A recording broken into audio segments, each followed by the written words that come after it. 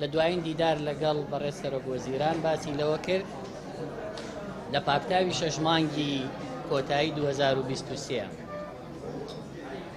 لەگەڵ حکوومەتی هەرێمی کوردستان پاکتاوەکەین ئەگەر حکوومەتی هەرێمی کوردستان پارەی کەوتە لە پێی بدەین ئەوە بەشێکی تر تەمویلەکەین، ئەگەر قەرزاریش بوو ئەوە دەیخینە بودجەی 2024. بەڵام چارەسەری ئەم گرفتەی کە بەرۆکی هەرێمی کوردستان و موچەخۆرانی گرتووە تعدیلی قانونی بودجەیە کە ئەمەژێکێکی ترە لەو پرسانەی دەبوو لەم نزیکانەشاندی حکوومەتی هەرێم بڕواتەوە تعدیلەکە تەسلیم بکات و حکوومەتی عێراقی خۆشی تعدیلی هەیە لەسەر قانونی بودجە و داواکە چەند مادەیەکی قانونی بودجە بۆ ساڵی 2024 هەموار بکرێ. یەکێک لەوانە دەرهێنانی من بە نەس ئەمەمدا سەرۆکوەزیران داوا کرد دەرهێنانی موچەی موچەخۆرانی هەرێمی کوردستان لە ئینفاقی فعلی کە ئەمە غەدرێکە لە موچەخۆرانی هەرێمی کوردستان کراوە.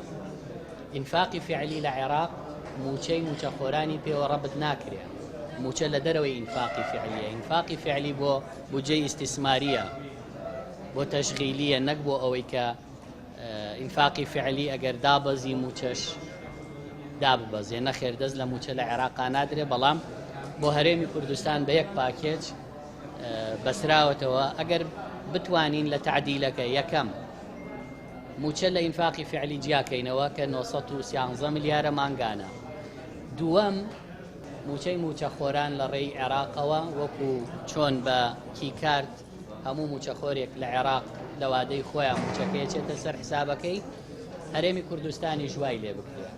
بەڵام ئەو پرۆسەیە هەتا ئێستا نە عێراق نە پەرلەمانی کوردستان بە فەرمی وەڵامی نەداوینەتەوە کە ئەم پرسە چی لێ دەکات.